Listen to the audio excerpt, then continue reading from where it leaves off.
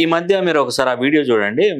ఒక వ్యక్తి ఒక హాకీ లాంటి స్టిక్ తో గోల్ఫ్ ఆట ఆడితే అది వెళ్ళి ఒక బాల్ వచ్చేసి ఒక హోల్లో మధ్య అంటే సరిగ్గా ఎడ్జ్కి వచ్చి ఆగుతుందండి. అది ఆ ఎడ్జ్కి వచ్చి దానిలో హోల్లో కనుక పడితే ఆయనకు 17 కోట్ల రూపాయలు విన్నర్ అవుతాడు. ఆ టైంలో ఒక 2-3 సెకండ్లు అక్కడ ఆ హోల్ కాడ ఆ బాల్ అయినప్పుడు ఒక ఈగ తన తలరాతను చేంజ్ చేసింది.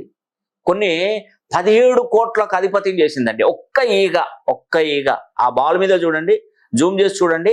ఆ బాల్ మీద ఉన్నటువంటి ఈగ అది పైకి ఎక్కడం ద్వారా ఏంటంటే ఆ బాల్ ఆ హోల్లో పడిపోయింది.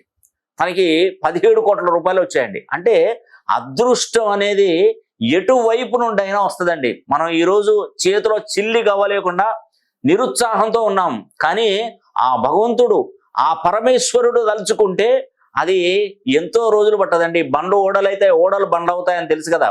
శివుడి ఆజ్ఞ లేనిదే చీమైనా కుట్టదు. ఖచ్చితంగా చెప్తున్నాను, ఒక్కసారైనా మీ పేరుని అదృష్ట సంఖ్యాబలంలోకి మార్చుకోండి. ఖచ్చితంగా మనం కష్టపడి పనిచేసినా కూడా ఆ కష్టానికి తగ్గ ప్రతిఫలం పొందలేకపోతుంటాం. అనుభవంతో వ్యాపారాలు చేసినా కూడా ఆ వ్యాపారాల్లో నష్టాలు వస్తుంటాయి. కాబట్టి మన పేరులో ఉన్నటువంటి సంఖ్యాబలాన్ని అదృష్ట సంఖ్యాబలంగా మార్చుకోగలిగితే ఖచ్చితమైనటువంటి ఫలితాలు మీకు తప్పకుండా అందుతాయి.